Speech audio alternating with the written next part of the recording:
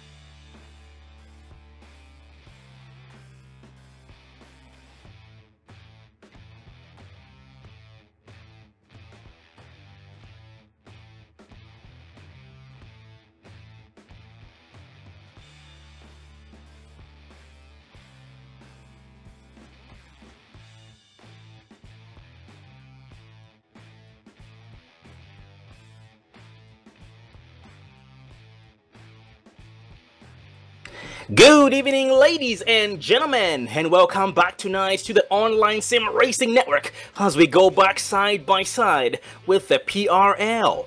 Tonight is round 8 of 13, season number 9, Precision Racing League AMS-OIL American Iracing Sunday series as the PRL presents the Ford Entertainment Group PC sales. That's the Ford Entertainment Group PC sales, round 8 of 13, brought to you by AMS-OIL. They specialize in synthetic lubricants for vehicles and equipment, and they are the first in synthetics. So check them out at their website, amsoil.com. That's AMSOIL.com. Your commentator, Sean Zulu. And we have some special guests tonight. We have Chris Perez, we have David Everly, we have Eddie Hawks, we have Joni Pierce. How you guys doing tonight? Doing pretty good. How about you? We're great, bud. Oh, doing good too. Thank you. Just ready to get back to the action after having some amazing racing last week at Lucas Oil. And how are you tonight, Eddie? Yeah, I'm doing great. Looking forward to a good race here at Charlotte. They're always good at night races. Oh, indeed. Very, very amazing track conditions with a lot of drivers with some heavy right feet. And our producer as well, David Everly, here in the scene. How are you tonight, Dave? I don't know. I think half of me is out celebrating the Memorial Day weekend, but I'm glad to be here. Night racing, Charlotte, my favorite track. Let's get some green flag laps in. Oh, copy that, brother. And last week's race, ladies and gentlemen, the JC Accounting and Payroll. That's the JC Accounting and Payroll at Lucas Oil. In that race, we did have James O'Brien, Season 8 champion, in this case, 3-time PRL champion, did bring it home for his first time last week, and that did secure him a spot in the chase. So congrats to James O'Brien with the Road Trip Racing team. So Richard Regan came out second, Kyle Souza came out third, Christian Swenson fourth, Daniel Smallwood fifth, Ian Lane sixth, Jeffrey Ford 7th, Craig Hawkins 8th, Joshua Witherspoon 9th, and David Dreckman did round up the top 10.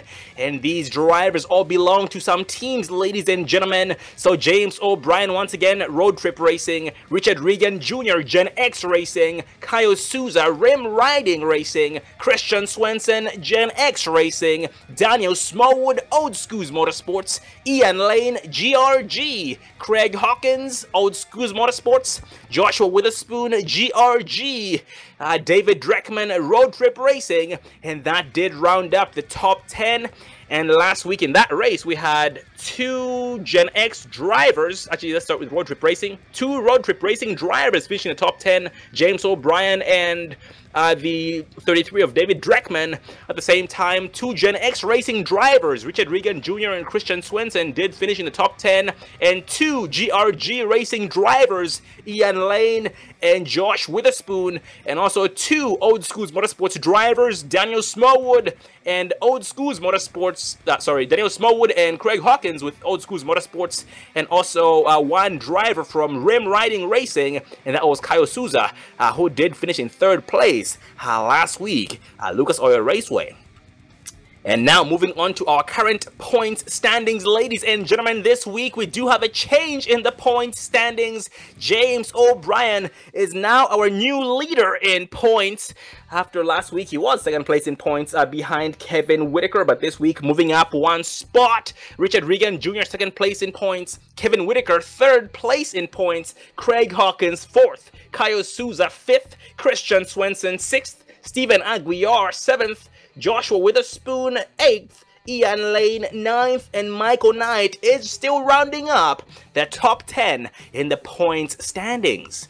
And Road Trip Racing driver O'Brien once again, Gen X Racing Richard Regan, Gen X Racing Kevin Whitaker, Old Schools Motorsports Craig Hawkins, Rim Riding Racing Kyle Souza, Gen X Racing Christian Swenson, Stephen Aguiar, Gen X2 team, Josh Witherspoon, GRG, Ian Lane, GRG, and Michael Knight as well, GRG. So in this case here in the points in the top 10, we have 3 GRG drivers, 8th through 10th respectively. That's Josh Witherspoon, Ian Lane, and Michael Knight, very close to each other in the points. That is very impressive.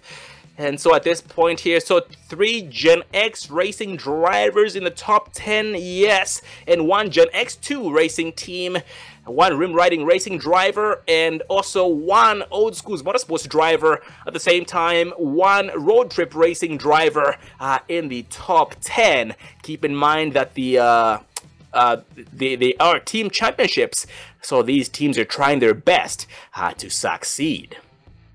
Well, going to tonight's race here live at Charlotte Motor Speedway. So far looks like qualifying is almost over, with the pole sitter being the 98 of Ian Lane, and tonight going around for 150 laps. And what are you guys expecting tonight, Johnny? You know, this is going to be a great race. Charlotte always produces great racing. Charlotte, it's the crown jewel. I mean, if you can figure out how to make your car work at Charlotte, that gives you Vegas. That gives you Chicagoland. It gives you all these intermediate mile-and-a-half tracks. So there is no doubts about it. When we raced, we spent more time at Charlotte than any other track. Tonight's weather, partly cloudy. Low temps, I believe track temp was around 73 degrees. So it's going to be a lot of grip out there on the track. So again, I talked about this last week. A high grip track, it's going to give you more aggressive racing. The vets around this game, we like a hot track. We like it slick, spreads the cars out, makes things a little more difficult for drivers. And again, when we see this high grip track, we're going to probably see a few more cautions than we would normally see on a hotter track. Oh, indeed. Yep, we have a heck of a night coming up, and you talked about that much grip. And last week's race not really allowing these drivers to push these machines to their full potentials. But tonight is a totally different ball game. And as we speak, we are now rolling behind this pace car being led by the pole sitter 98 of Ian Lane. I'm just going to go over the top 10 real quick. Ian Lane, Craig Hawkins, Christian Swenson, Josh Bachman, Daniel Smallwood, Michael Knight, David Dreckman, Kevin Whitaker, Ken Caruthers, and Colton Lane. That's 1st through 10th place respectively. And tonight looks like we have about 16 drivers, actually scratch that and make that 17 drivers starting tonight's race live. Charlotte Motor Speedway, everybody here so far trying to get bunched up nice and strong and nice and tight for the first time this time around. We are going green. Hang on to your seats.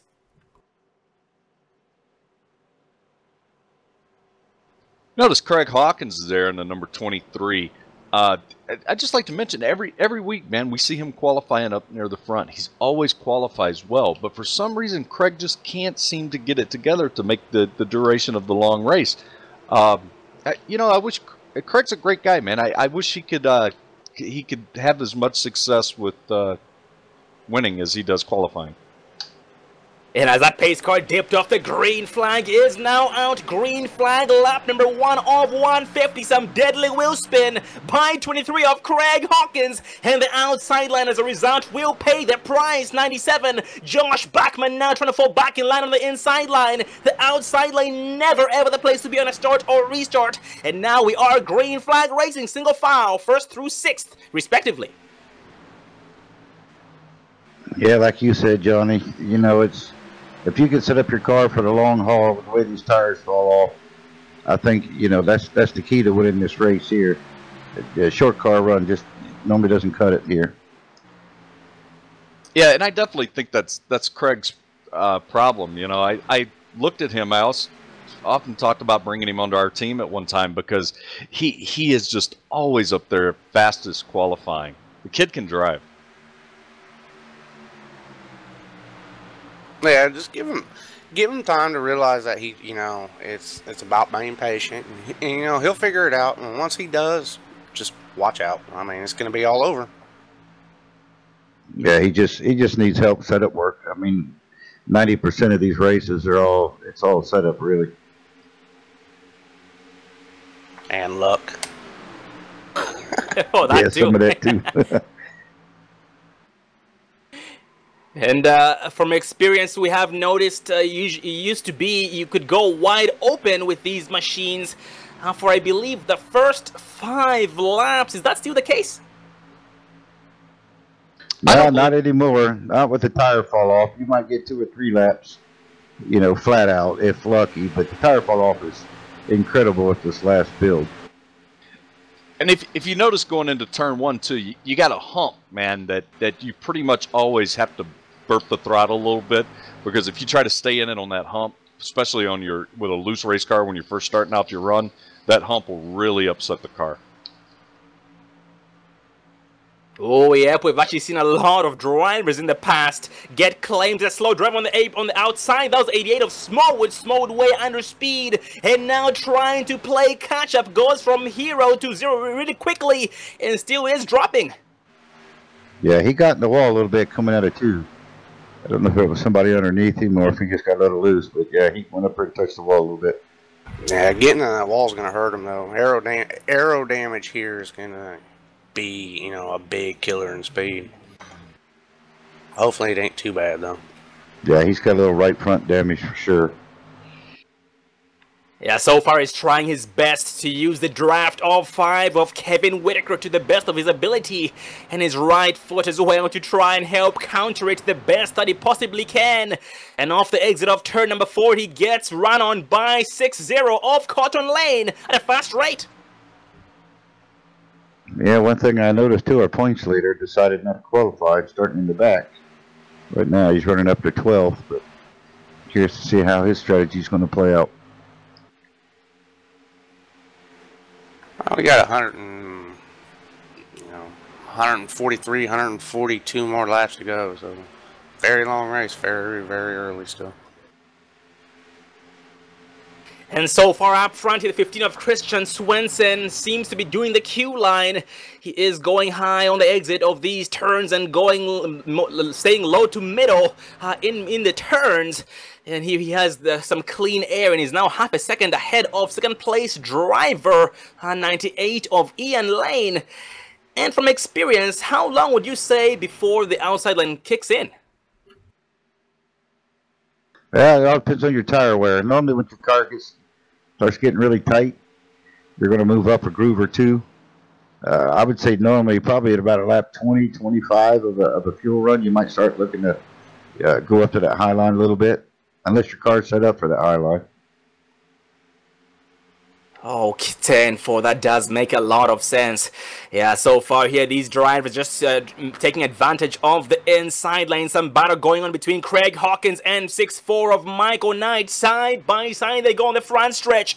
But Michael Knight does edge out Craig Hawkins. Yes, and he's able to take the 4th place spot away from Hawkins, and Hawkins able to fall back in line between Michael Knight and 14 of Johnson. Well, scratch that. Hawkins pushed up high. Johnson to the inside, side by side.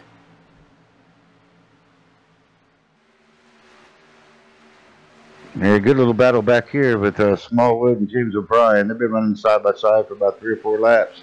It looks like James just got him out of 4 this time. You just took the words out of my mouth, Eddie. I was honed in on that. O'Brien seems to be patiently making his move up there towards the front. And also going back to Smallwood, you guys talked about how his aerodynamic, his damage is going to affect the machine aerodynamically. And by the looks of it, it is. Yeah, he's got just a small amount of damage, but it don't take much aerodynamic here when you're pushing up to the high 190s going into the corner. But hopefully the first pit stop he might set and get a lot of that fixed. Yeah, at this point he's in desperate need of a caution, because he seems to be losing a lot of time with every single lap against the leaders and against every single opponent. So in this case, most of their opponents are on the racing surface, and now he's all the way down in 11th. Speaking of leaders, I want to talk about Swenson real quick. I noticed earlier in the week he was talking about, he's not very good here, and that this has been a bad track for him over his iRacing career. Looks like he's doing pretty good right now. I know it's still early, but for not doing very good, he's doing pretty decent right now. Yeah, he's definitely pulled almost to a full second front of the 98 card of Ian Lang. Ian. Ian. And as you guys spoke about, that a position change was just occurred between Ian Lane and Josh Bachman. Ian Lane bumped down one spot by Josh Bachman. Josh Bachman new to the second place spot this time around. And now Ian Lane has another motor roaring in his rear. That is 6-4 of Michael Knight with the 1-4 of Johnson. Yeah, Gen X normally has a good setup, whatever track they go to. So I can see why he's out front. I'm watching Stephen Aguilar back here in 13th. He's a Gen X driver too. I know he's just buying his time, and I'll guarantee you by the end of the day, he's going to be up there battling for the lead too. Yeah, when we take a look at last week's winner, James O'Brien, his last lap was about a tenth of a second faster than your current leader right now, Christian Swinson. He's getting the benefit of the draft off some of that, though. I mean, Christian's up there busting the air open for everybody, but yeah, that is pretty big right now. Yeah, there's a nice little 4-car pack there he's got to work through. Right now he's trailing behind Ken Carruthers, and be interesting to watch how he navigates this traffic.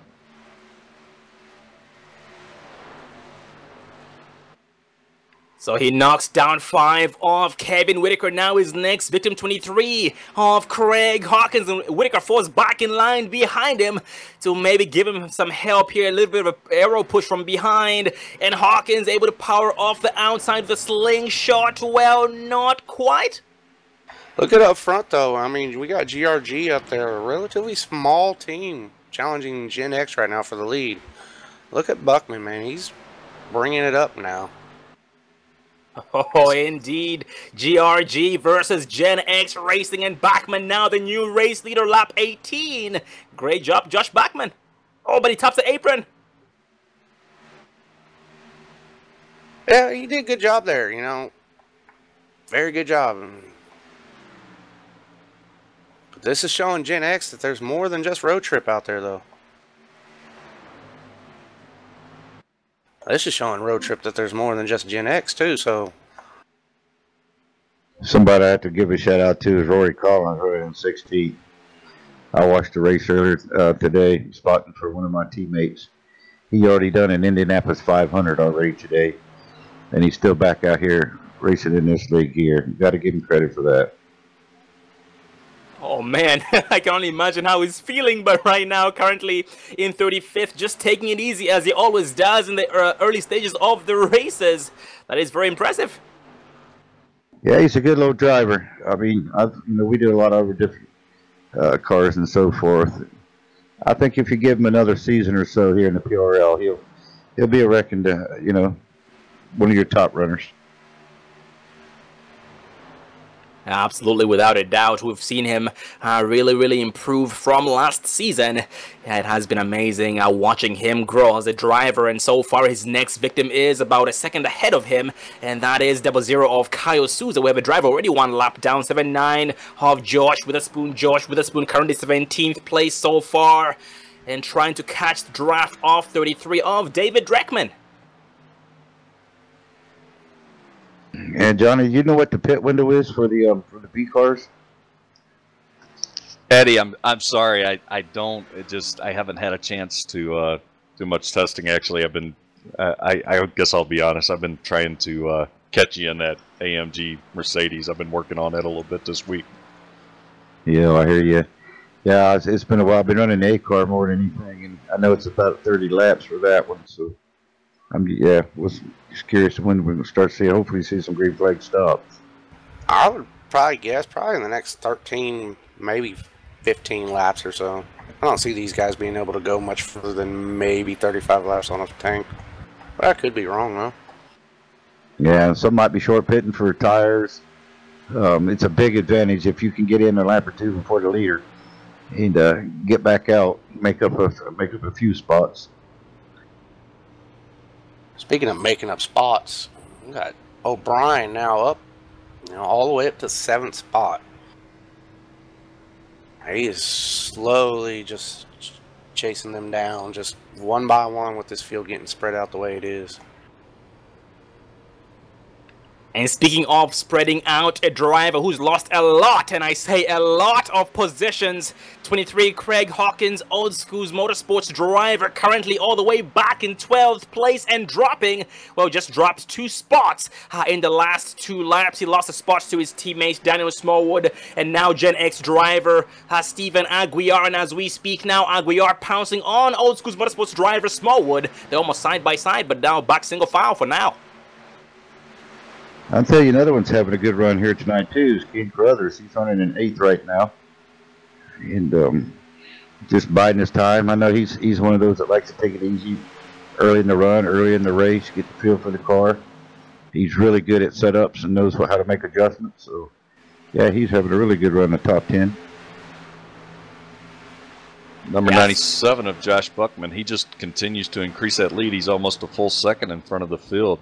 I was just looking at his bio. Josh is about 33 years old, and he's got an I rating right around 3,000, which is a really strong I rating. And this might be his night tonight to get his first win and guarantee himself a position in the chase. Indeed, over 3,000, man. I can't imagine Dave's I rating's about 500, I believe. I think you're about 300 too high.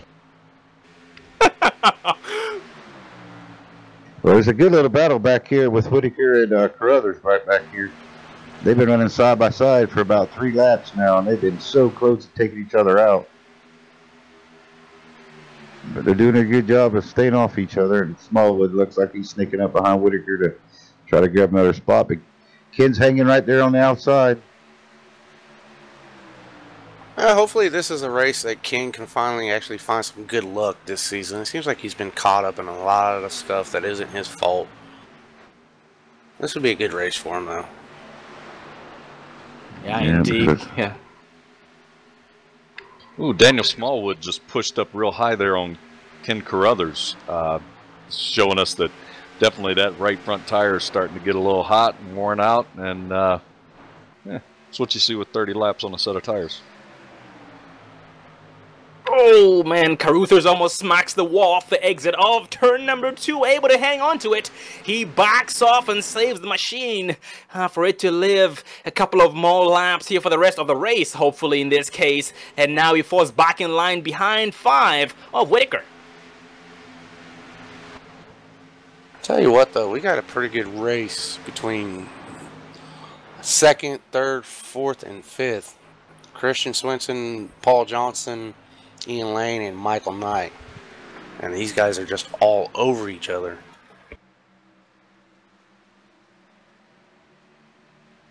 Yeah, the field's starting to get spread out pretty good now, but I'm sure they're going to be begging for some tires here shortly. But like I said earlier in the broadcast, if you got a long run car, probably about lap 25, 30, this is when it starts to shine. Or if you don't have a long run car, you're really going to show up too. Yeah, now as we almost had an accident on the exit of turn 2 by 14 of Paul Johnson, who got more sideways than a dirt road machine, but here is currently able to somehow stay ahead of 98 of Ian Lane. But that was a save and a half on Paul D. Johnson's part. But Michael Knight is slowly creeping in. Nah, that was just a little wiggle. Just a little one. Yeah, she does it again a little bit. Looks like we had our first driver go a lap down, Josh Witherspoon from Carolinas. Anybody see what happened? Was he just a little off pace or something happened there? I don't know, but I know Paul just got loose off of 4 and kissed the wall a little bit. Yeah, speaking of Witherspoon, I do believe he ended up missing the start. Oh, he goes sideways again off the exit of turn 2. Paul Johnson's machine. Oh, man, he's hanging on for dear life with every single lap. Man. See, I think the wise choice now would be just go ahead and eat it up and pit. I mean, you've already got them tires screaming. They ain't going to be able to scream too much longer. But look at that, his teammate is now right behind him, or in position-wise. They are 5th and 6th, respectively. James O'Brien coming up to him, but James goes all the way high, less than 5 of Kevin Whitaker by. Looks like James as well is having the exact same problems that Paul Johnson's having. Exact same setup. Yeah, I'm sure they're running exactly the same setup, and it looks like James' car is really going now. And the Gen X cars are starting to work their way up to the front again. Speaking of pits, it looks like we got the 00 of Souza in early. This might be just on the fringe, but this is about where I thought people might start pitting, though. Whoa. Oh, Paul spins out. Oh, James got him into the wall. Well, as we go back here to the replay, that is going to be the 14 of Paulie Johnson. He just, that back end kicked out, coming through turns 1 and 2 there, and he gets completely turned around. All the faster traffic, nowhere to go. James O'Brien hard into the inside wall. No damage to the front end. That's all back end damage on him as Paulie Johnson gets turned around, but definitely not the race that James O'Brien wanted, as he had to toe to pit road. Ah, that's a bummer. I mean, get caught up in your own teammates, Matt. I mean, sickening on both parts from Paul's, standpoint too. Well, Paul was able to continue and going into pit road, so he didn't have to tow. Car doesn't look really that bad. A good job from, who was that, Whitaker, and whoever was behind Whitaker to barely miss. Yeah, that was excellent driving there. Well, this caution allows everybody to go down pit road this time around, but Rory Collins will stay out because that caution did catch him on pit road. Well, I'm sure they were all begging for a caution or something with the way everybody was getting around really loose. Yeah. Now, see, earlier when Paul first started coming real loose, I'm like, he should have pitted. I think, pitting, when I was talking about pitting, been a lot smarter than having to deal with all this damage now that he's gone on his car and taking his teammate out. Yeah, Paul's machine has seen better days, definitely. But hopefully his pit crew has enough time to get most of the damage fixed, the necessary damage fixed in this case, so he can be able to put down some more laps and better himself in the points standings. But going back up front, we have Josh Bachman. Josh Bachman, I believe, did lose his lead. Yes, he did. Craig Hawkins ahead of him, Christian Swinson ahead of him, Stephen Aguiar, Ian Lane. But looks like the race off pit road was won by Ian Lane. Yeah, it looks like Kyle Skills was the first one to lap down. He should have got the lucky dog, but I don't know if he was in the pits when the caution came out. Oh no, Josh Witherspoon was a lap down at the time, so it looks like Witherspoon was able to get the lucky dog. Okay, Josh got it, okay. Yeah. And also here, yep, Ian Lane. So Rory Collins is now the new race leader. Looks like the caution caught him at a good time, surprisingly, while he was on pit road. Ian Lane is now second. Stephen Aguiar third. Christian Swinson fourth. Josh Bachman fifth. Cotton Lane sixth. Ken Caruthers seventh. Kevin Whitaker eighth. Daniel Smallwood ninth. And Craig Hawkins rounding up the top 10. Yeah, I think Rory stayed out since he was the last car on the lead lap. I think he stayed out just so he can get a bonus point for leading a lap. I expected to see him in the pits this time. Looks like after that contact with Paul and everything, it looks like James has just called it a night, packed it up, and went home. Yeah, he hit that inside retaining wall with a ton of momentum. That car was toast. Oh, that's very unfortunate for James O'Brien on having an early night like that. But we'll look forward to seeing him back again next week for round 9 at Pocono Raceway, the established traffic control. And as you guys have talked about, we have Rory Collins going down pit road this time around. And that passes the race lead over to the 98 of Ian Lane, our pole-sitter. Yeah, I'm sure James will be using this week as one of his drop weeks. Absolutely, that's the good thing about having drop weeks. But definitely look forward to having him back again next week. And here we are now, back 1 to green. A very quick caution, actually. I'm surprised. Ian Lane still leading with the help of 1-5 Christian Swenson. Stephen Aguiar leads the outside with the help of 97 of Josh Bachman. So we have Ian Lane and Josh Bachman here. GRG, Ian Lane and Josh Bachman here. I'm trying to find his team. That's also GRG. Yep, I figured that. So Ian Lane, GRG, Josh Bachman, GRG, Aguiar and Swenson, both Gen X. So 2 teams in the top 4. Yeah, Steve had a really good pit stop coming out in 2nd place. See if that top line, has any wheel spin this time. As they're going now, looks like Ian Lane got a good start, good launch on that start, but he might have got out just a little bit too far on these guys. Oh, you notice with a lot of these guys that were getting tight in that run, they go into the pit stops, they're going to take some wedge out of the car, maybe make a tire adjustment, and you're always coming back on the track, you're wondering, man, oh man, I hope I didn't take too much wedge out. Yeah, I've done that a few times myself. That's always not the so pleasant journey when turn 1 and 2 is, I hope I make it. Well, Chris, from what I hear, that's a common occurrence for you. Hey. I can't deny that. Yeah, we haven't said much about Colton Lane tonight, running 5th, though. He's a heck of a good driver. You never count him out.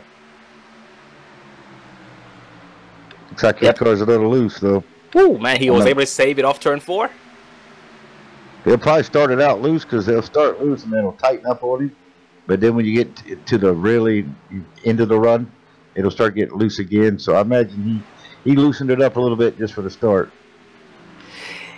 And a battle for the race lead up front between Ian Lane and Stephen Aguiar, going at it side by side. Ian Lane falls short entering turn 3, and Aguiar propels past him with some great momentum. A new race leader, lap 42 of 150. But Ian Lane is not clear just yet. He has his teammate, GRG driver Bachman, on his inside. Oh, Stephen Aguilar, he found that loosen up button on that car, man, and he looks like he is happy up there. Oh, yep, and we noticed there his teammate Swenson did fall short. He actually fell off the pace a lot during the first long green flag run. So we're going to see exactly how Aguiar handles this long run. In this case, we're going to see exactly how his setup handles the long run here as we go. And as we speak, some single file goes on. Josh Bachman 2nd, Ian Lane 3rd, Christian Swenson 4th, and Dennis Mode all the way up to 5th place from 12th. Yeah, unfortunately, Rory must have got a black flag because he pitted with 1 to go and not pitting that first time around. So he looks like he had to do a stop and go under green. Maybe he got caught speeding or something. That's a bummer. That's a bum break there. Had a chance this week to get a sneak peek exclusive into the Gen X garage, and they disclosed to me what their secret was to making these cars fast. Changing the driver? Pushing the left pedal down? No, they put a little AMSOIL in their steering wheel box. Makes it steer a little better. That makes sense. AMSOIL, our sponsor for the Sunday night series here at the PRL, the first in synthetics. Absolutely, check them out, ladies and gentlemen. AMSOIL.com. That's AMSOIL.com.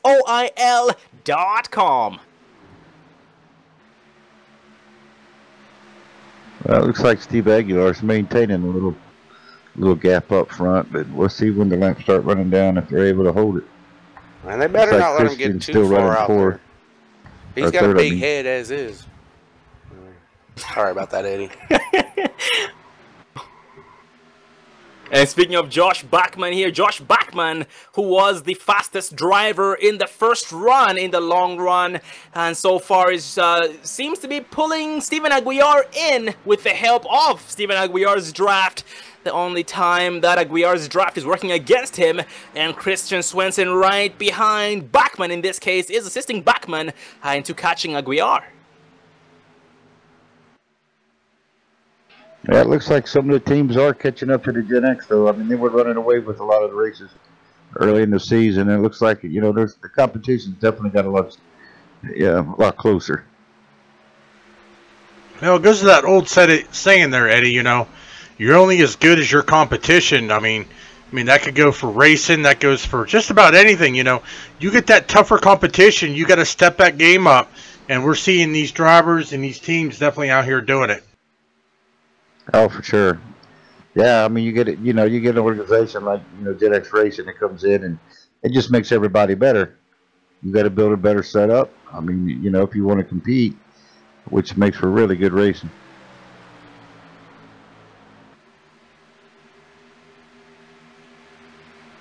And speaking of teams, Daniel Smallwood, who sustained some right side damage early on and fell off the pace, lost about. He did lose about 8 to 10 spots, and is now back in the top 5 so far, holding his own. That caution was much needed for him. Was able to get most of the damage fixed, and is now back up to speed, back at the same pace he was before. Well, close enough to the same pace he had before. He's in between Kevin Whitaker and 98 of Ian Lane so far. Yeah, he really benefited from that caution, and it looks like Hawkins also did too. He's slowly starting to be back into the picture after starting second. Oh, indeed, yep, Craig Hawkins right behind 5 of Kevin Whitaker, but a big beast right behind Hawkins, 6-0 of Colton Lane, able to keep the machine under control, and is now trying to battle Hawkins as we speak. Yeah, that's the problem with, you know, Craig's setup. It's good for about 5 or 10 laps, then it just goes away from him. And we all know when it comes to setups, we spend hours and hours building setups for these cars.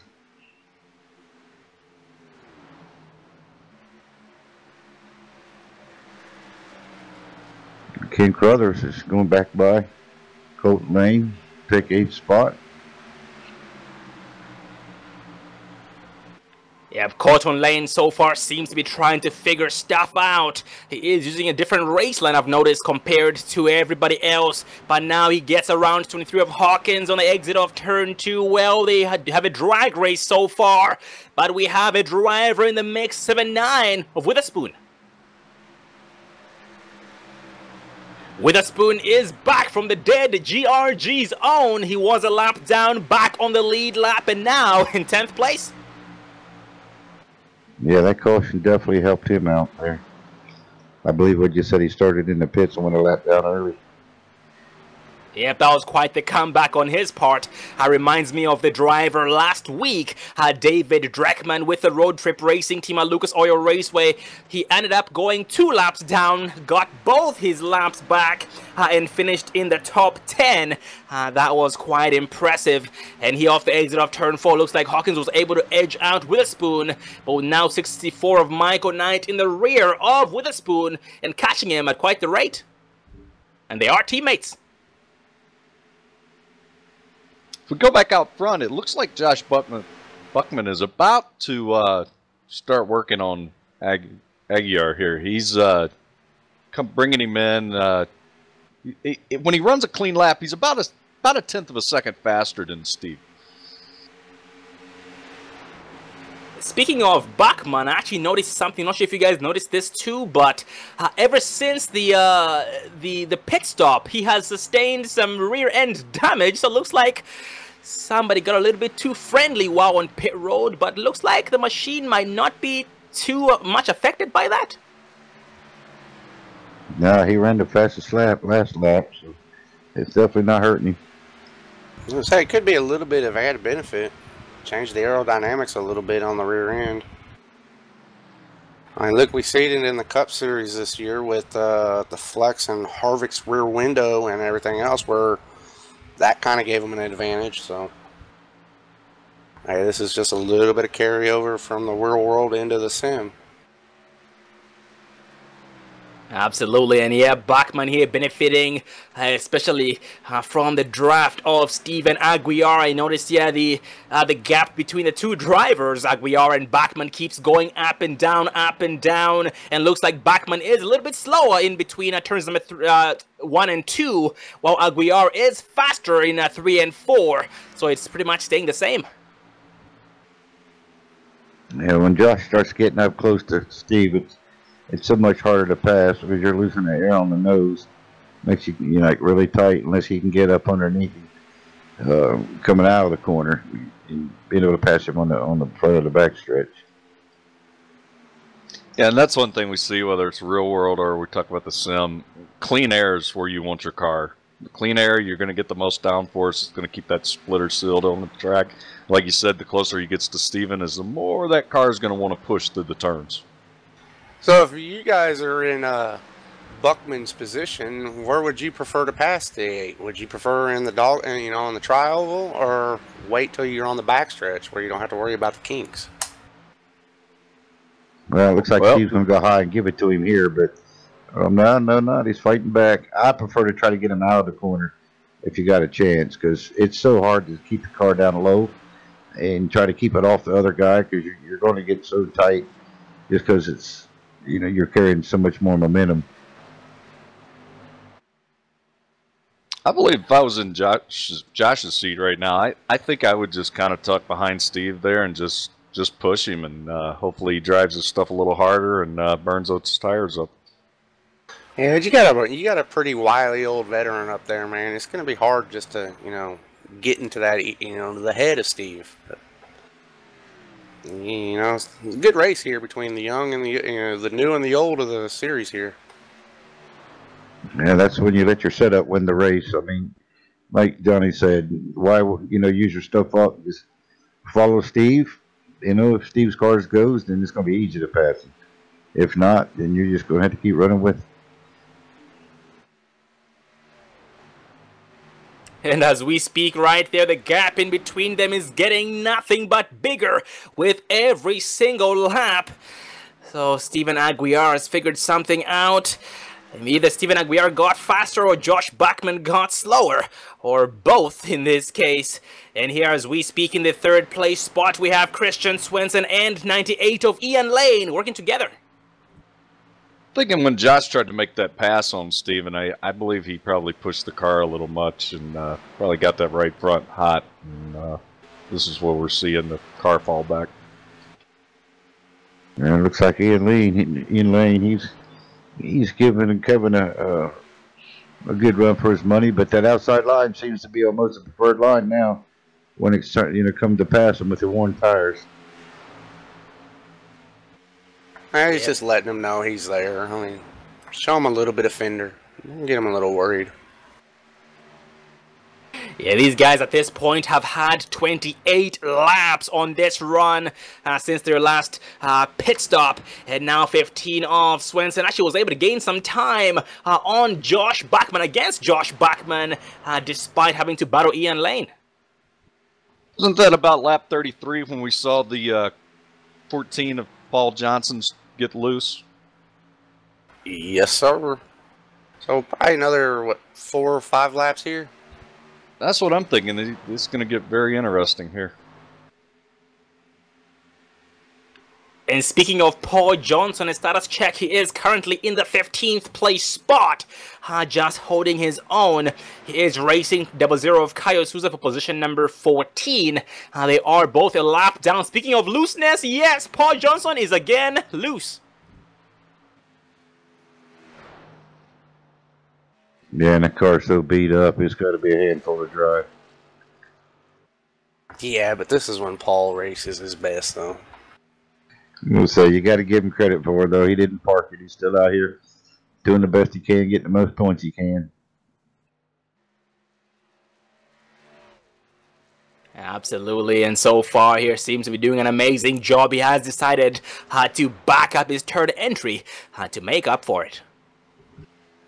At least he's not doing the Coca-Cola 600. I hate to drive that car for 400 laps. Back up front, though, it looks like the battles are getting real close again between the 97 of Buckman and 8 of Aguiar and the 15 and the 98. It's a good two-team battle here. Yeah, that Virginian just won't go away. Looks like he almost clipped the grass there, though. Whoa, King got it really loose coming off of 4 there. 77 monster car. Looks like Craig must have made a few adjustments. His car is starting. I mean, it's holding its own a little better this round here. Yeah, speaking of Hawkins here in the top 10, right behind 64 of Michael Knight, one of his biggest opponents here tonight, it seems like. And now Michael Knight has his eyes on the prize, 7-9 of Josh Witherspoon. Speaking of Witherspoon, too, we know last time we checked on Witherspoon, he was in 10th place, but now he's in 7th place, hunting down 88 of Daniel Smallwood. Fastest lap that time around, Ian Lane from Ohio. He turned about 1/10 of a second faster than the current leader. Yeah, he's right on his tail now, too.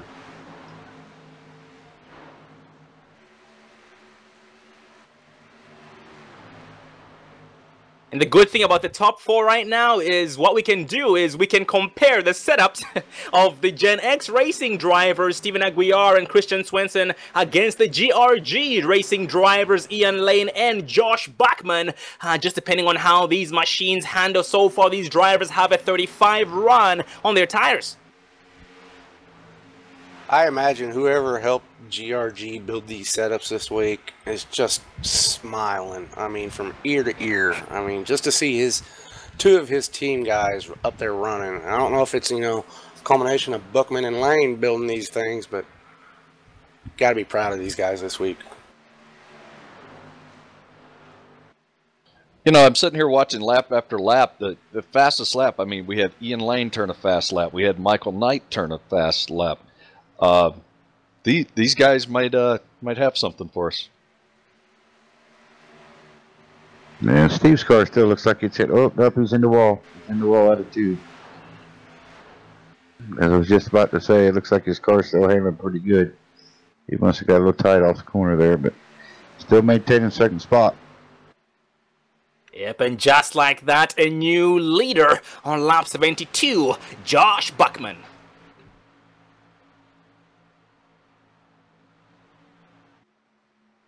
Yeah, looking at the damage on the number 8, but it doesn't. There's just slight damage.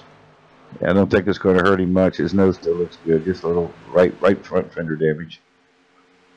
And right behind them, Christian Swenson, Ian Lane going at it side by side for 3rd place.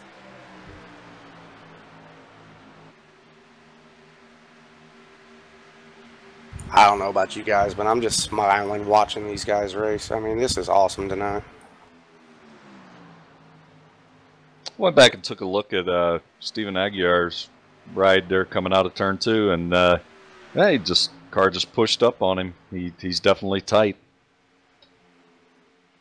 Gotta be getting light fuel too, so we're getting close to the pit stop. Ooh, and Ian Lane did get loose off turn 4, almost spun out. Oh, Michael Knight, he's back up. He's up to 8th spot now too. He's having a good run tonight as well.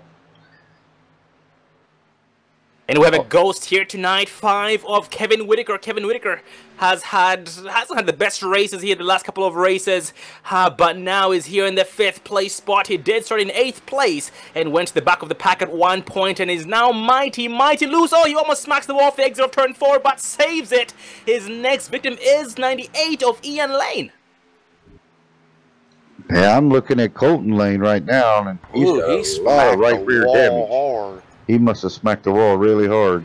Yeah, he did. He came off of, I'm looking at it now, he came off of 4 and it got wicked loose, and he went right, went left, and then went straight to the wall.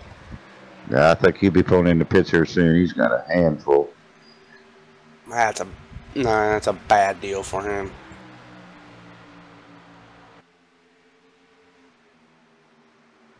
Well, out there in clean air, number 97, Josh Buckman, just turned the fastest lap on the track. I think this cat's going to be hard to beat tonight.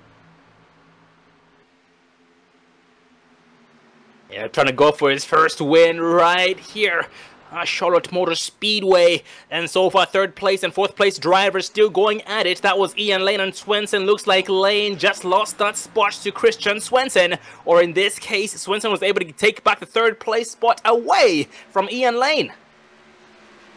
Yeah, even though Stephen Aguilar's got a little bit of right front fender damage, he's holding his own up there, running in second place. Buckman's not driving away from him.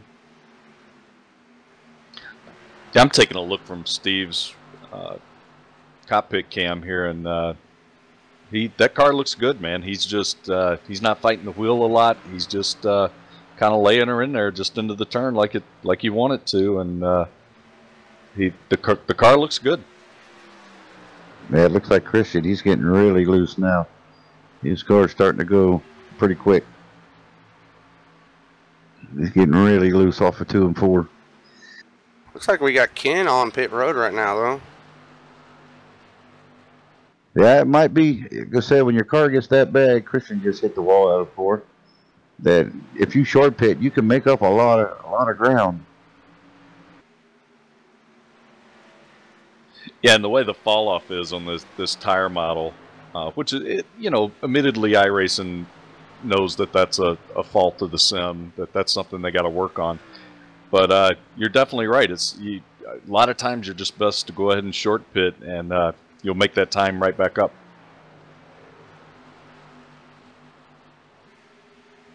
Should be interesting now to see where he comes out in relation to everybody else after they cycle through. So, if the leader stays out 3 or 4 laps after he pits, he'll make up at least a few seconds onto the leader. I mean, he's a lap down right now, but they're all going to have to pit again eventually. Yeah, but as we seen earlier too, he saved himself a lot of time by not doing what Paul did and collecting a good portion of the field.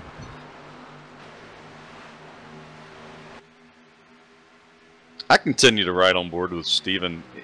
If you notice, every time he gets up there a little close to Josh, man, that takes that air off his nose, and that car just wants to push on him. Yeah, we found these cars too. Even though they might be loose, a lot of times as the car just gets so tight, you got so much wheel in it, which will make you loose as well. So you might be fighting 2 things at once. Looks like Paul D. Johnson's hitting pit road. He should be hitting the junkyard.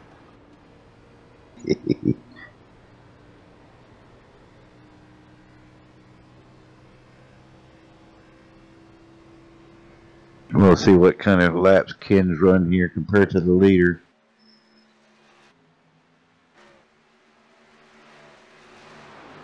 Catching Swenson really fast. Showed Ken's last laps of 30.172 compared to a 30.7 of Josh Buckman.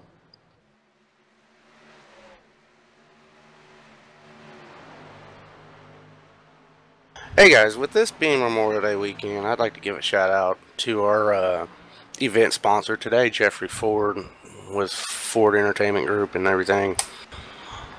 He's one of those guys that, you don't think of, being, kind of a hero or stuff or whatever when you think of, him, because he's, he's CBP officer, so he's down on our southern border helping protect, from a bunch of people just coming over here and causing havoc and keeping us safe here. So just a big shout out to him. Thanks for everything he's done for this league. He's been here a while, and glad to see him on board. Absolutely. He's currently here in the 11th place spot. And Jeffrey Ford here, his team did win the team championship standings. Team championship from season number 7. That was the Ford Entertainment Group. And he is tonight's race sponsor once again, the Ford Entertainment Group PC Sales. That's Ford Entertainment Group PC Sales, Jeffrey Ford. Yeah, just checking. King Crothers was 7/10 of a second quicker than our leader, Josh Buckman. So he's, say, if the leader stays out much longer, he's going to be making up a few seconds easy to the pack by a short pitting. I'm really wondering now how far these guys can actually go on a tank now. Yep, at this point, they've had 51 laps since their last pit stops. That is amazing. I wonder if some of these guys are going to be shooting for a one more stop race, because not too many laps from now you can make it on one more stop at this rate. Yeah, they're going to need about 8 more laps to make it. That definitely, probably 7 more laps would give them one stop. And there goes Ken Crothers passing the leader, getting his lap back the hard way. Yeah, he's got one more to get back though, but man, that's one back.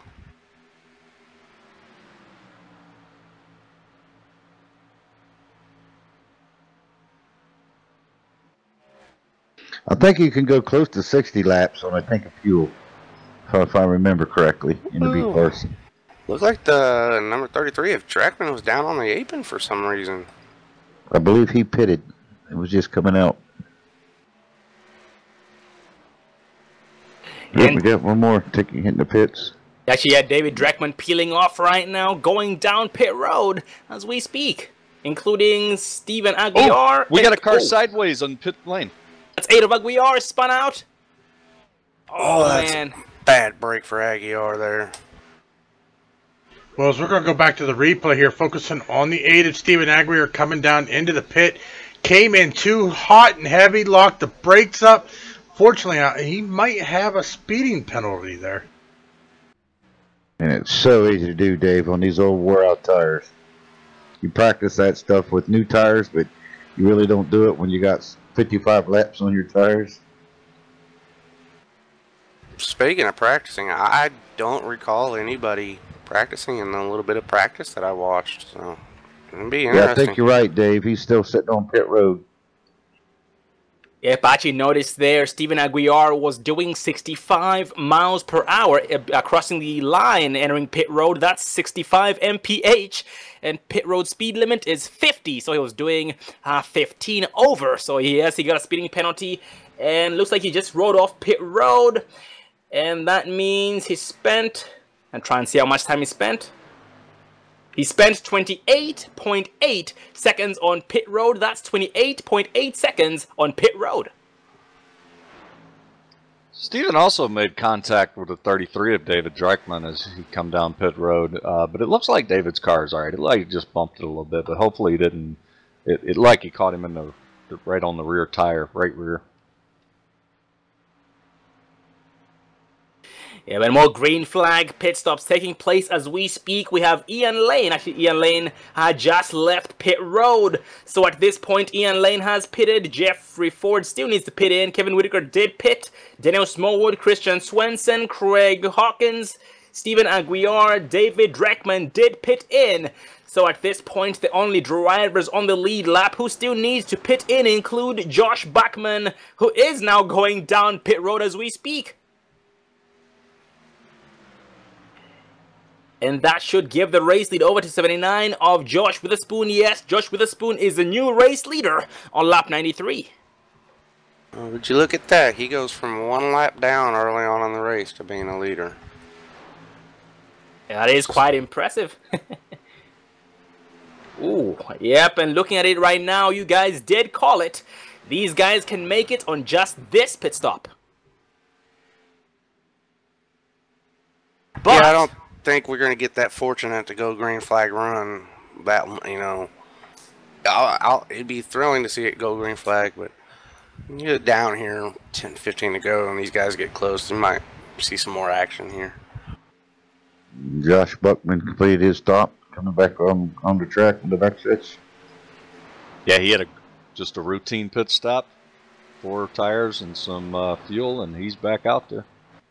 Don't need nothing more than that there. And he might have lost a little bit on the guys ahead of him, but he's going to have a lot fresher tires when it comes at the end of this fuel run too. And we did have a change, a new race leader, 64 of Michael Knight. So now we have only 2 drivers needing to pit in. The top 2 drivers, Michael Knight and Josh Witherspoon, need to pit in. Cotton Lane is on pit road. Yeah, he might be sitting there getting a little damage fixed too. Oh yeah, that thing is beat up.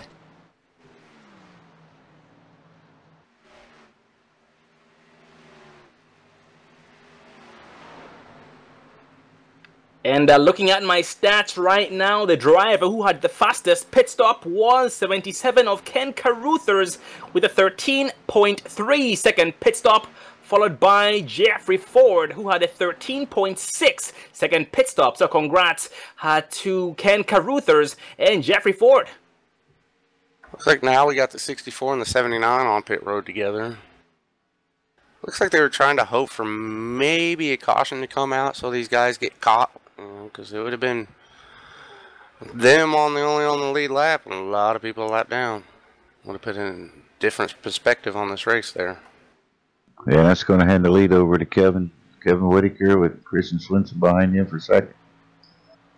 Oh man, and Witherspoon did mess up on pit road. He had to back up a bunch of times to position himself into his pit stall. So a lot of time lost by Witherspoon, and that does conclude our first and final green flag pit stops of the evening, ladies and gentlemen. With that said, let's take a commercial break this time around. We do have 54 laps left with 98 laps complete. We'll be right back, so please stay tuned.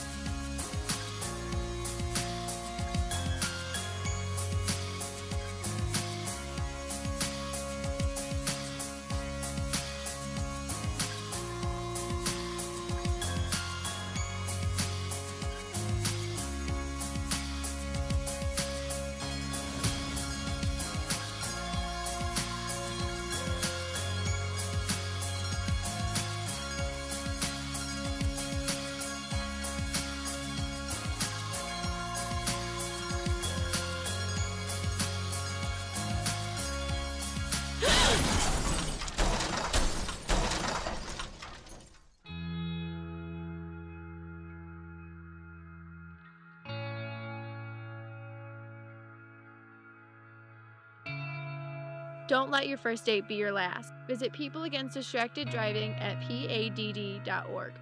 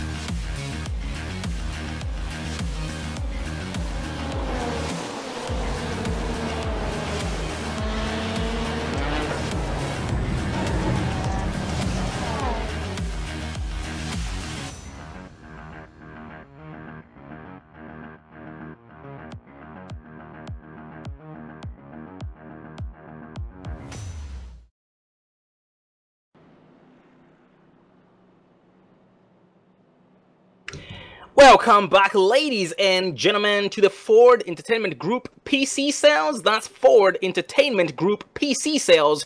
Round 8 of 13, Season 9, Precision Racing League AMSOIL American Iracing Sunday Series, brought to you by AMSOIL. Check them out at amsoil.com.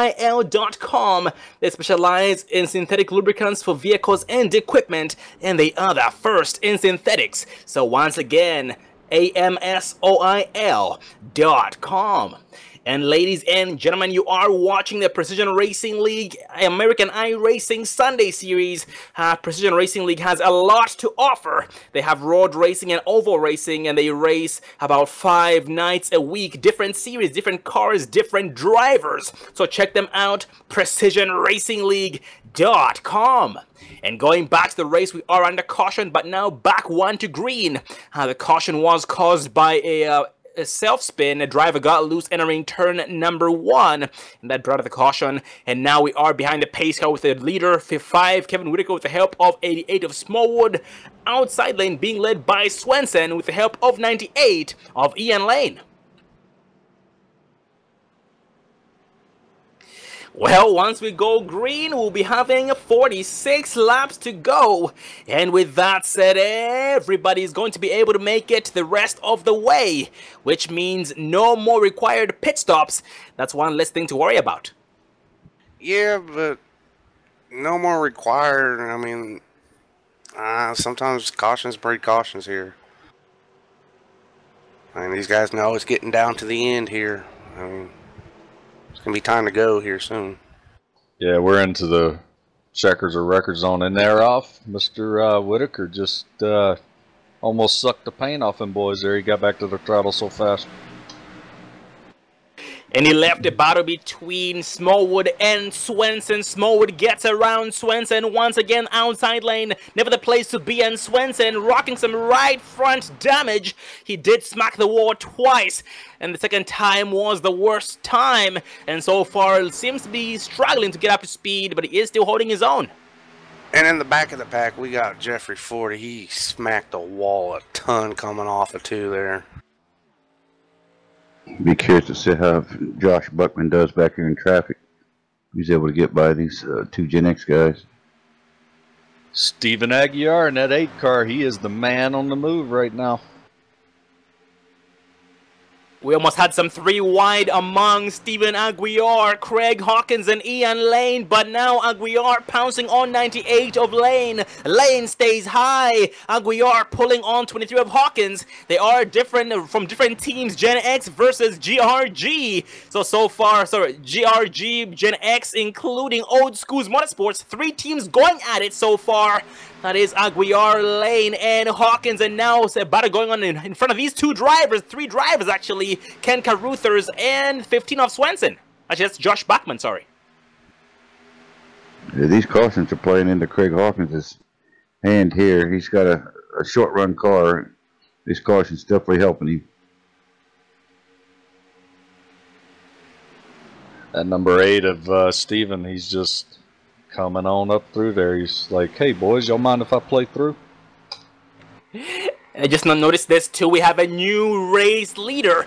Old School's Motorsports driver 88 of Smallwood. Smallwood had the rough start, but is now the new race leader. Big checkup. Hawkins had to back it down.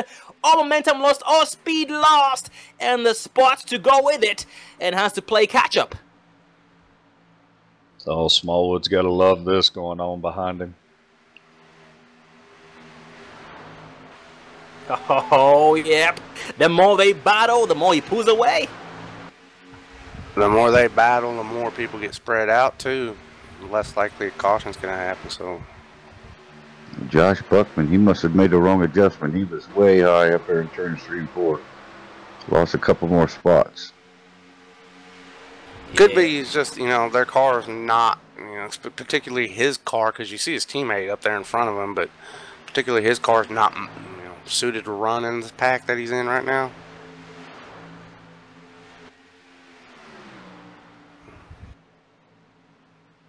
Well, we got 40 laps to go.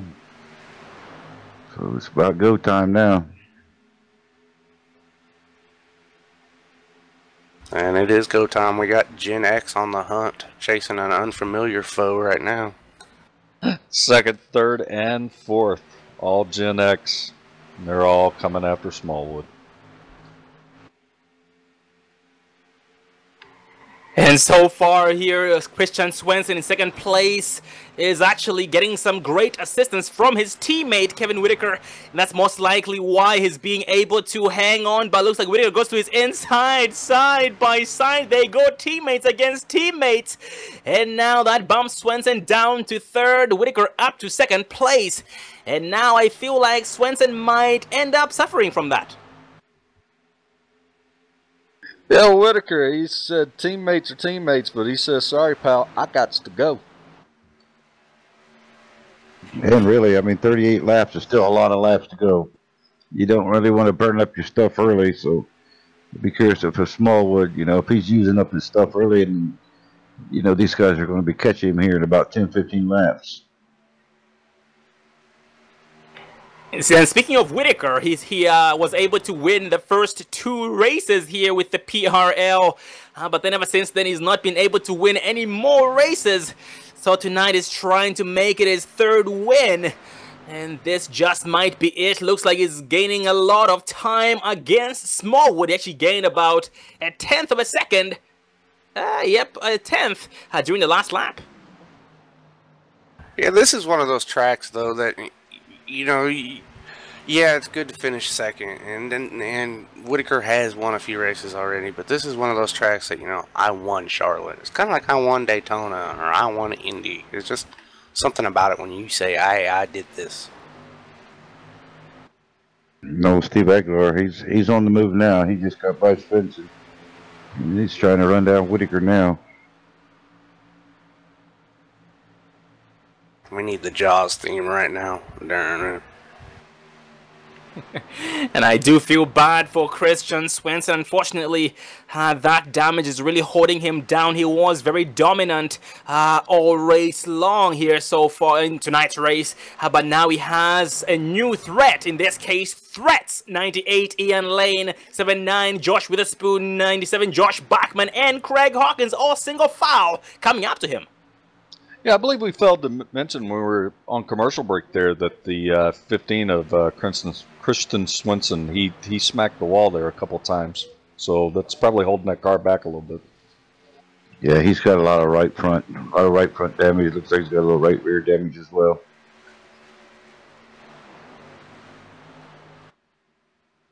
That's very disappointing for the Amsoil car.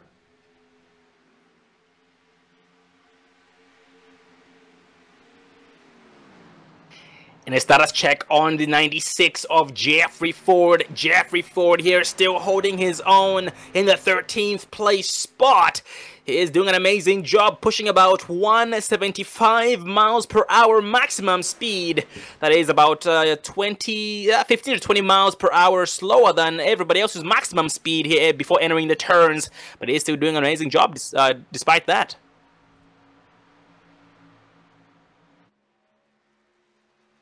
Yeah, I just noticed too, King Crothers, he's back on the lead lap now, running in 11th. Maybe he can gather up a few more spots from being 2 laps down, back on the lead lap. He's doing a great job tonight.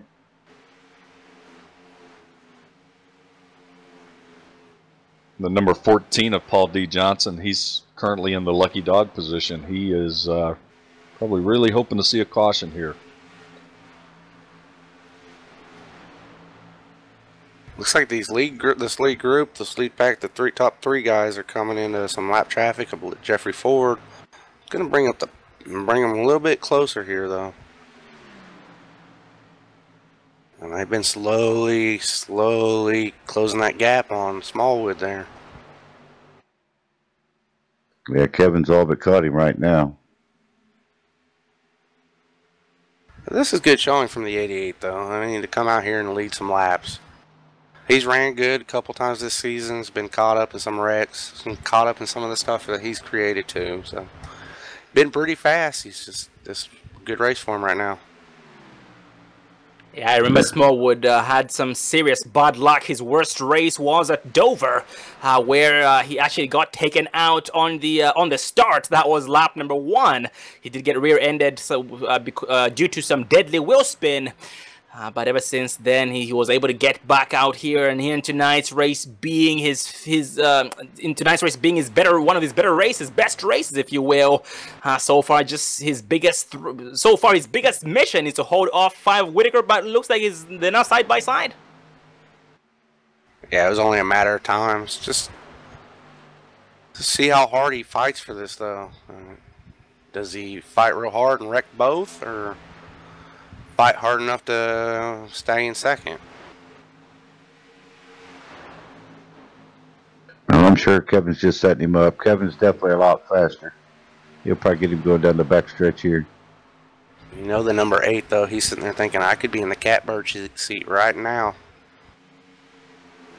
Well, them two racing each other right there. Steve's definitely going to be on their bumper too.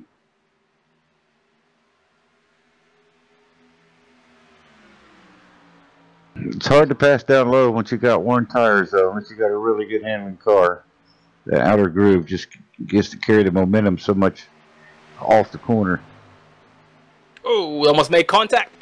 Yeah, he's pinching him down there, and he's doing it right. I mean, he's making him work for it to come around him. He goes, I'm not just going to roll over and let you have this. And some side-by-side for the back in the pack 98 of Ian Lane, 1-5, Swenson going at it as we speak, but Ian Lane able to get around that successfully in the 4th place spot, bumping Swenson down to 5th place, but at the same time opens the door for 77 of Caruth, actually that's Josh Bachman, to look to his inside. Yeah, I'm really surprised Beckman isn't running any better than he's running now after that pit stop there. He said, I'm wondering if he made the wrong adjustment because he was super fast all night. Now he seems to be struggling a bit. That contact he had on pit road with the number 8 car, that might have caused him some problems in the rear of that car. It might have knocked the right rear toe off or something. Back up front, though, it looks like the number 5 of Whitaker is saying, it's go time, man. You got to go. Looks like he was shoving him down the backstretch there the lap before. This is very good racing up here up front. Now he's looking on the inside going into 1. Is he going to try to make it stick and force Daniel high again? Yeah, it looks like Daniel tried to come down and block him a little bit, but Kevin wasn't having none of it. And look at that, a new beast in the rear view, 8 of Steven Aguiar.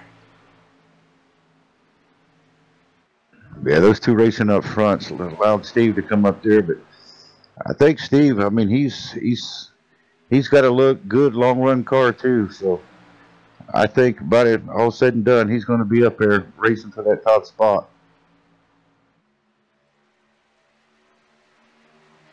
So far here we have Old School's Motorsports driver Smallwood in the lead with two beasts, enemies, opponents from Gen X Racing, Whitaker and Steven Aguiar. Then these guys, actually these top three drivers, the top three drivers are less than half a second apart from each other. At the same time, they are 2 seconds away from the fourth place driver, 98 of Ian Lane. So it looks like they're pulling away from the pack, from the field.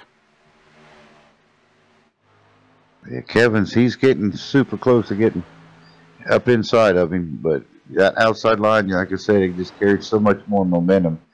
It's really hard to get by unless Daniel has a little hiccup somewhere. Back in fourth place, we have Ian Lane. He's able to take advantage of this battle up front. He's closing that gap a little bit. He's turning some faster laps than these guys out front. Yeah, Steve just brushed the wall a little bit, coming out of 2 there, or going into 2 actually. Just a little bit with his right rear, but it don't look like he did any damage.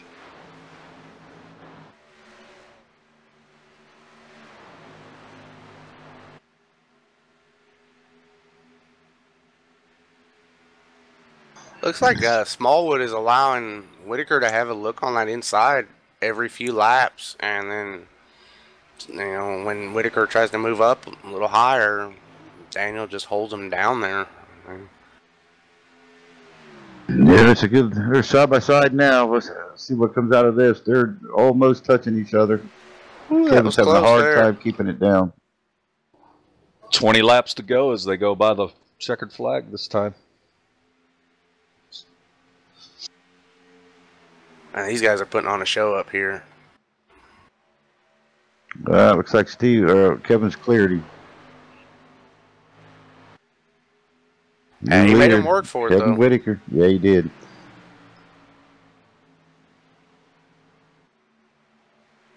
So as a driver at this point in the shoes of Daniel Smallwood, what's your thought? Is it to try and get back at Whitaker or try and hold off Aguiar? Because I feel like if Smallwood does it wrong, he might end up losing both spots to Whitaker and Aguiar. Yeah, right now it's probably just try to get a podium. Top 3. Oh, Kevin got a little bit loose, but normally Kevin had to work really hard to get by him, so I would think that Kevin's probably a little bit quicker. Ooh, looks like Smallwood wiggle in the corner there. We're at that magical 30 lap mark where these cars are starting to get really loose and really hard to drive. And they're pushing it. They're giving it everything they've got right now. There's nothing, they ain't holding nothing back. Oh, Smallwood side with contact. Oh, big wreck. Big wreck. That is unfortunate. Let's see if everybody else can avoid it, though. Oh, it looked like the 79 got in the wall there at the very, very end. When Paul coming in there, looked like he has no brakes. Or no brain. One of the two. Maybe both. Well, as we go back to the instant replay here, focusing on the 88 of Daniel Smallwood, looked like he just got a wiggle, could not control it, unfortunately, up into the 5 of Whitaker. So really unfortunate there. It looks like everybody else was able to get around there, but unfortunately, Smallwood and Whitaker, man, they are going to have some major damage to these cars here. Speaking of damage, these guys have no fast repairs, so it's what they have now, which it's going to make the end of this race interesting with maybe 14 to go, less than 15. Yeah, looks like Ken Crothers went down pit road trying to avoid it. And Steven Aguiar, the new race leader, leads everybody down pit road this time around, and they all follow him right behind. And Aguiar did get some bad netcode contact from his teammate, Whitaker, who was spun around at the time. And that does give Aguiar a little bit of a dent on the right side of the hood, but looks like it was just fixed magically in his pit stall. Yeah, talking about Steve Aguilar, he actually taught me how to race. He's been in the PRL since season 1. I joined in season 2, and he's one heck of a good driver. What a battle off pit road there. Did Steven beat him? No, looks like Steven's coming out in second.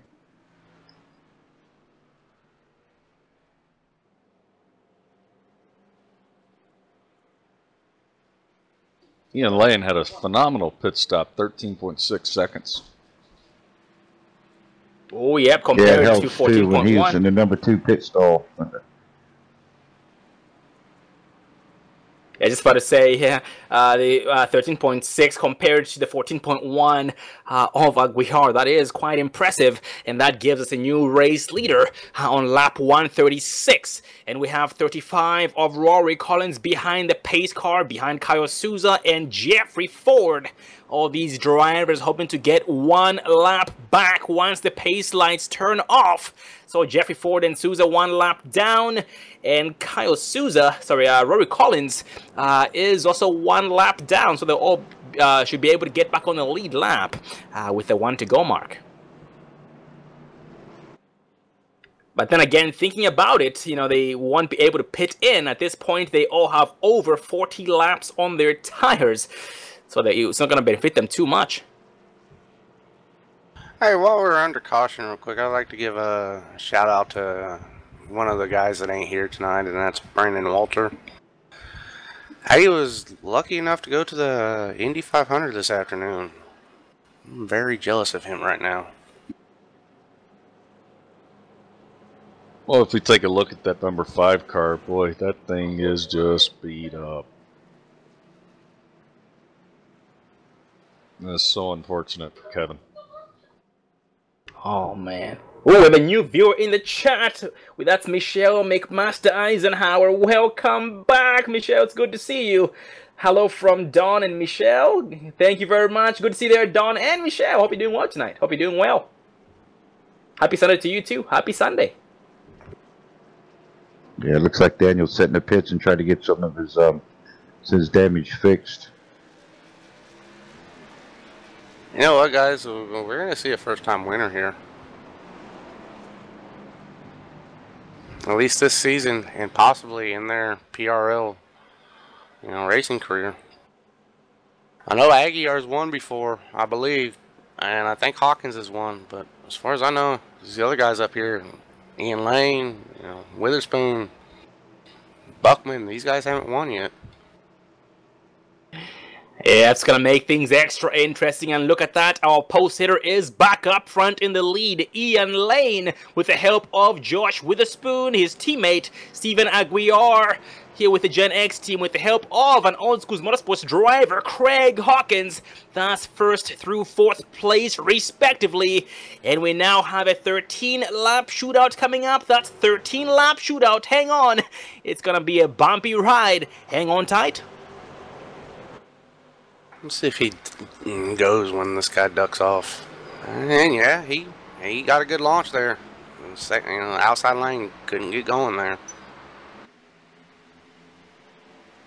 Looks like he caught Aguiar napping at the wheel there.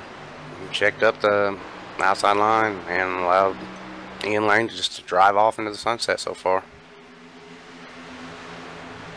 Oh man, yes, Steven Aguiar did pay the price as a result of getting caught sleeping and has been bumped down to 4th place. Well, he's actually hanging on to 3rd place for now in between Hawkins and Witherspoon. He bumps Witherspoon out of the way, but that pushes him back. He's trying to force his way past Witherspoon. He goes to his inside, side by side. Oh, make contact! Oh, make contact. Big Everybody's still going. That's going to allow Hawkins to get up here and get into this mix now. And Ian Lane, he is loving every moment of it right now.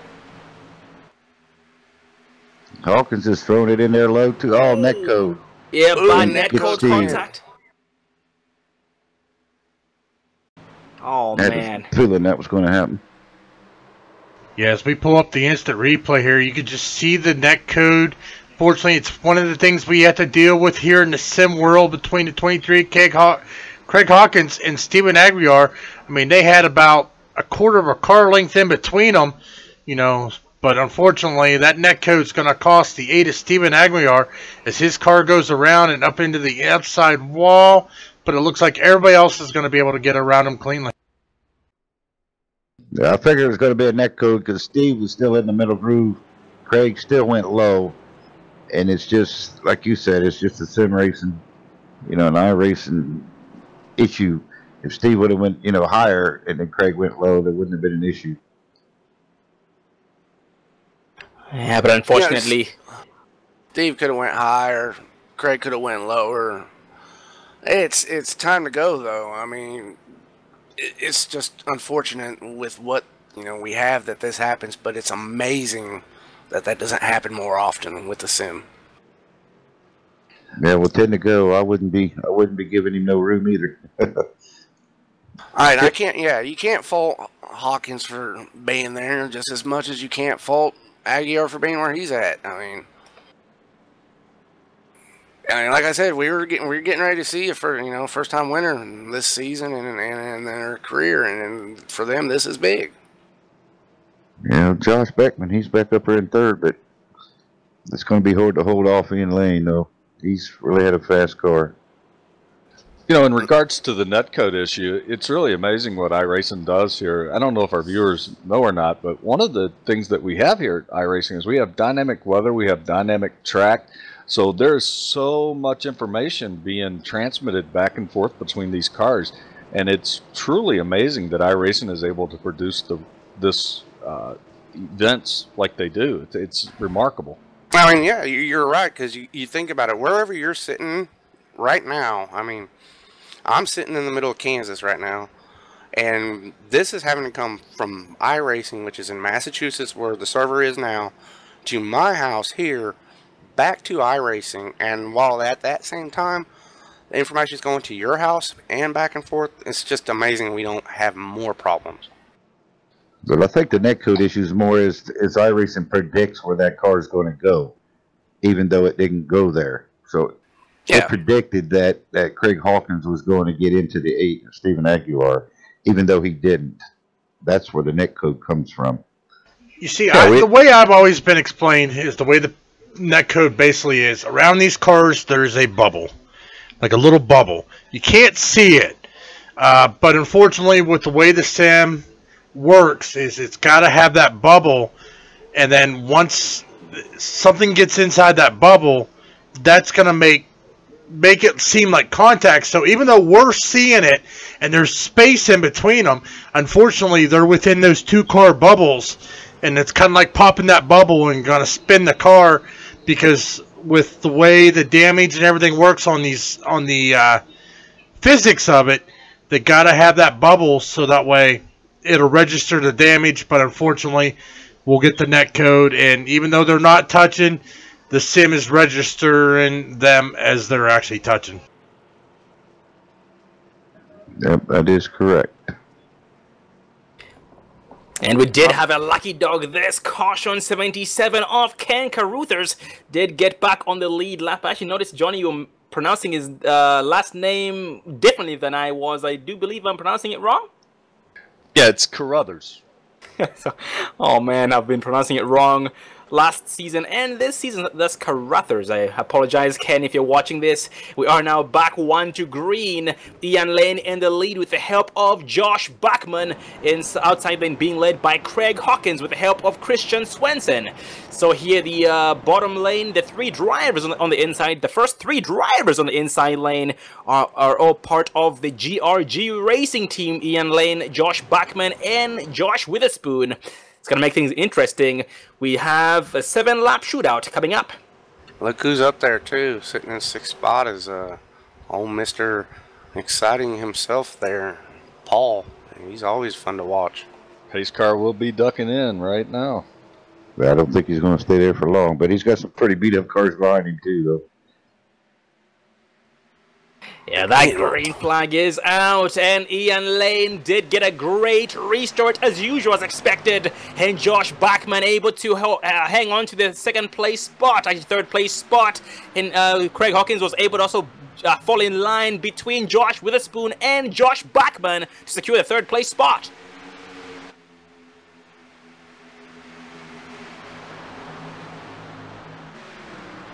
Oh, big checkup by Josh Bachman. Oh man, 3 wide. 3 wide. They're gonna make it stick. Yes, they make it stick. The drive who benefits from that greatly is 15 of Swenson. Oh, Josh Bachman and Hawkins almost make contact. All these guys are doing an amazing job. Somebody got the 5. But man, No, this is Ian Ian Lane, Lane he's is loving loving this. every minute of this in his rearview mirror, though. Watching these guys go side by side. I promise you, he's shaking. He's watching his freaking the meters. He's looking at his latency. Just please, just hold on. Just hold on. 4 laps to go. That's right. 5 laps to go. That means next flag is going to end the race here tonight. Yeah, you know from experience, and like you said, Johnny, you know, Ian Lane, and he is nervous, and you know, he's gonna be cool as a cucumber, but he is nervous. The heartbeat's going and everything. Paul D. Johnson up in 3rd place. How does he do what? it? How? His machine was beat up? He's beat up, but there's a lot of other beat up machines. It's that determination, man. That's right. That's that Ford. That Ford engineering at its finest. Hercules, Hercules. Right here, and the first smack the 97 wall. big slam. Oh, and the they're wrecking. 77. That is. Oh and no. the 33. And that is unfortunately, going to be the guys, way it that's going to finishes. end the race there. Well, we're going to go back to the replay, focusing on the 77 of Ken Carruthers. Unfortunately, he was on the outside, went up into the outside wall for turn 4, tried to keep it up there.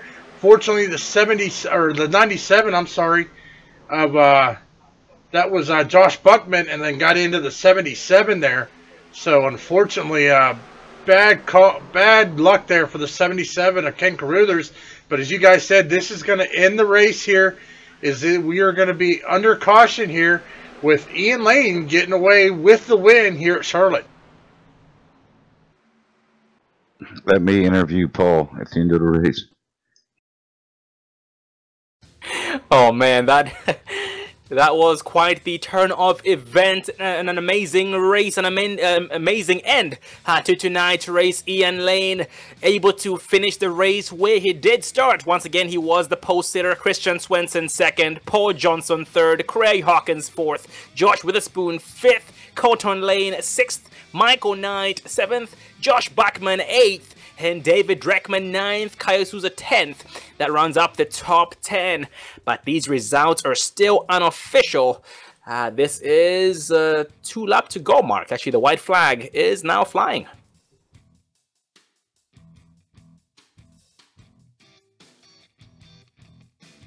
Well, guys, I should admit I'm speechless.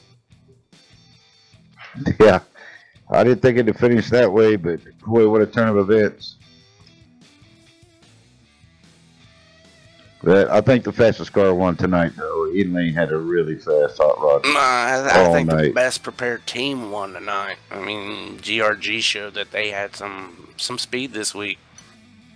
That's their first team win this season. Oh yeah, yep, that's a good point. That is.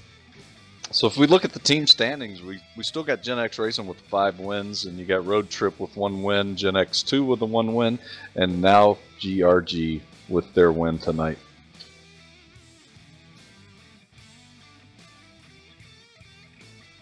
And looking at this GRG racing team here, the drivers, so Ian Lane did winning tonight's race. Josh Witherspoon finishes 5th. Josh Bachman finishes in the 8th place spot. So they were all able to finish in the top 10. That's a successful day in my book, any day. And on the exit of turn 4 for the final time, this time around, Ian Lane brings this thing home unchallenged at pace speed, 65 miles an hour, and locks himself into the chase. That's a great job. So here once again, top 5 drivers: Ian Lane, Christian Swenson, Paul D. Johnson, Craig Hawkins, and Josh Witherspoon 1st through 5th respectively. Top 3 interviews coming up: Ian Lane, Christian Swenson, and Paul Johnson. So please stay tuned, and hopefully a smoke show by Ian Lane. Well, he is definitely thinking just one thing right now, and that's, we're in the chase, baby. He's thinking cookies. I don't know. I'm thinking Skittles looking at his car. That's a well-dressed Skittles machine right there. Yeah, he's definitely tasting the rainbow tonight. And just like that, Ian Lane, the TV's all yours. So please, do what you have to do.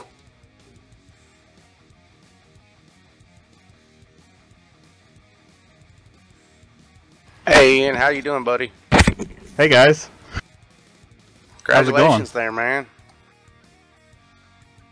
Thank you. With all my teammates, I gotta thank them a million. Team GRG, I mean, we've been so close this season. I did nothing to this setup. It was perfect, and I feel bad for my teammates we didn't get the result they all needed, but I gotta thank them so much for this win. It means so much for us to pull one off. Gen X looked unbeatable, but it's good to beat them, and it's awesome. That is very, very good to see that you're very pleased with that. Now you're locked in the chase, sir. Are you going to see any different from you? Yeah, I mean, with this build how it is, I didn't think a win was possible with the camber stuff going on. To get one before the build is huge. Gives us some extra time to figure out the new build coming next week, and I think I came in here 12th on the points. I'm right on the cut line, so this is a huge relief. It means a lot to pull it off, especially here. Alright, man. Go enjoy that first win, dude. And have a good night. And, you know, we'll get to talk to second place and have Mr. Johnny do that one there. Yeah, thank you guys. And thank you guys for doing the broadcast, and thanks to Precision for doing the league. I'm here with the number 15 of Kristen Swenson. Like you had some bad luck there early on, buddy, but still pulled out a podium. Yeah, I'm really surprised at that. I did not expect it to go that way, the way things started. Can you take us through that last start there, man? It looked like it was really dicey where you guys were at. What were you feeling during that moment? Well, with just a few laps to go, it's, you know, everybody's trying to get to the front. So, I mean, it got 3 wide there for a minute, and you know, most of those guys drove really, really well and really clean. I was just fortunate. I jumped up on top and the car hooked up, and I drove around everybody. I didn't expect that the car would do that. The car was not good for me all night, but it was good where it counted. Absolutely. Looks like we were, during the race, like that 30 lap mark, when those cars got on 30 laps on the tires, it just seemed like that's when the trouble started. Yeah, that's something we found this week with this max camber build, is right around 25 to 30 laps, everybody gets loose. I know we tried to work around that, and we couldn't figure out how to keep the car neutral in that zone. And even when he got up into the 35 to 40 lap range, the car was always wrecking loose. So not a lot of fun to drive it that way. At that point, you're just hanging on. Absolutely. Well, any final thoughts? Anybody you'd like to thank out there? Got to thank my my teammates, of course. I hated to see them get wrecked out like that. It happens. You know, I got to thank PRL, you guys for doing the broadcast, Amsoil for sponsoring the league, and Forward Entertainment Group for being a sponsor tonight, and the other drivers. I mean, we put on a really good show tonight. I think I'm excited to watch it back. All right, that's Kristen Swenson doing Gen X Racing proud. I'm going to throw it over to my good buddy Eddie Hawks, who's standing by with Paul D. Johnson in the crushed up number 14. Yeah, the driver of number 14 Road Trip RV Racing, Paul D. Johnson. How in the world did you pull out of third place tonight? I have no idea. I'm still laughing about it. No clue how we were joking on that last when that last caution came out. I said, "Hey, I got a chance at a podium," and I have no idea how that came through, especially with that banged up car. Got loose in that first run. I mean, our setup was just, we struggled and struggled. We couldn't get it down, and it was too loose. I couldn't drive it in the long run, and played with some tire pressures, got a little better, stayed out there and turned laps, and somehow the cautions worked out perfectly to put me back on the lead lap, and I was in the right spot. Christian was fast on that high line, so I just hooked my front bumper to the back of his and said I wasn't going to let go until we passed that group, and somehow we made it past them. I have no idea. Yeah, we were watching you and James both. It looked like at about lap 25 or 30, you're both almost, wrecking loose there. And we figured you guys was probably coming into the pit. And it's pretty unfortunate James, couldn't avoid you. But I give you credit, man. You were sticking it out all the race. And then before we know it, you're back on the lead lap and then up in the top 10. And to pull out a top 3 is incredible. Yeah, I'm still blown away that. So I don't know how this car made it up there. It's I think everybody had some damage from that one wreck was pretty big. It took a couple of, I think, the big contenders out, and I'm not certain, but I believe Josh maybe had some damage there at the end.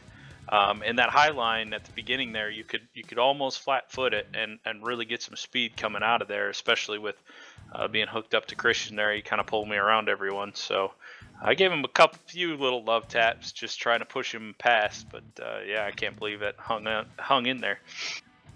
Yeah, I think the only one that didn't have some damage that didn't touch the wall sometime tonight was our winner, Ian Lane. But well, congratulations, bud. It just goes to show that you're not out of it as long as you still got 4 wheels and you're out there.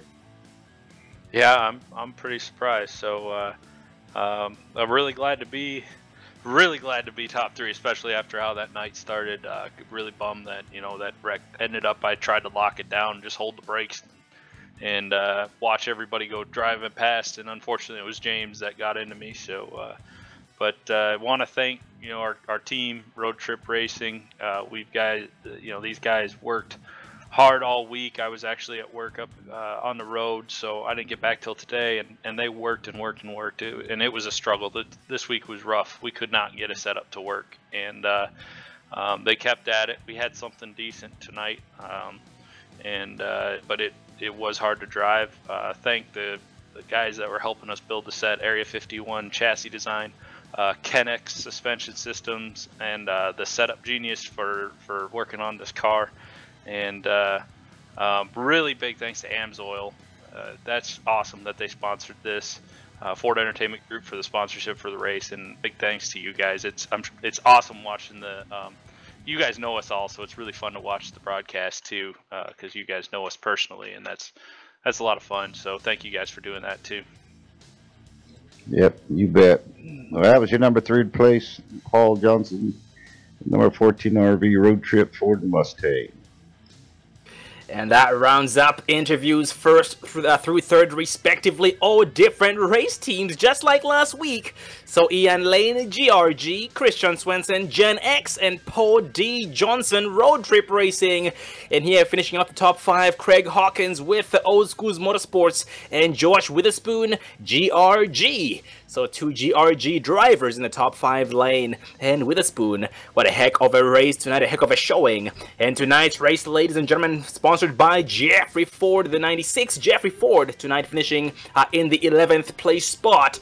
The race was entitled the Ford Entertainment Group PC Sales. That's Ford Entertainment Group PC Sales, and was round 8 of 13, season number 9, Precision Racing League AMSOIL American Iracing Sunday Series, brought to you by AMSOIL. They specialize in synthetic lubricants for vehicles and equipment, and they are the first in synthetics. So check them out at amsoil.com. That's AMSOIL.com. Also, ladies and gentlemen, this series is also sponsored by Transdo Cup. That's the Transdo Cup. They will be giving away $75 at the end of the season to the cleanest driver, or the driver with the cleanest driving record. But the driver has to make 16 of the 20 races and must complete 75% of every single race. That's Transdo Transport and Logistics. Transdo Transport and Logistics. They specialize in flatbed transport services, and check them out at transdo.ca. That's TRANSDO.ca. And I was joined tonight, ladies and gentlemen, by some special guests tonight. Some drivers here with PRL, Chris Perez, Eddie Hawks, and Johnny Pierce. It was an honor having you guys. Did you guys have fun tonight? I had a blast, but you know what, Sean? Guess what's coming next week? Pocono. The Tricky Triangle. Oh, 3 turns, man. 3 turns. How do you guys feel that race is gonna go? Because these guys went from Lucas Oil last week, a tricky track, to Charlotte, a high-speed track, to the Tricky Triangle, a different track. Oh, it's gonna be interesting because we're gonna be actually going to the reef pave that iRacing released not too long ago. So, hope to see some just good hard racing like we did tonight. Yeah, we've had some really good races at Pocono. We've had some really bad races too at Pocono. So now we're going to open setups. I think we're going to see a pretty good race. It's a tricky track to set a car up because the 310 turns are just totally different. So, but it's a nice, long, fast drafting track. So it should be a good one. Absolutely, in that race, most likely, teamwork will come into play. And we're going to be seeing, it seems like every week now, it seems like different teams become dominant. And tonight was the GRG Racing team. So once again, congrats to the GRG Racing team for having their first win that will go up towards the team championships. Because once again, the last season's team champions were the Road Trip Racing team, and season 7 was the Ford Entertainment Group Motorsports team with Jeffrey Ford in that team. Well, ladies and gentlemen, next race, like we talked about, is the Established Traffic Control. That's Established Traffic Control, round 9 of 13, season number 9. Before we close off, a big shout out to Jeffrey Ford and also the PRL. Check them out, PrecisionRacingLeague.com. Before we close off, any final words, Dave?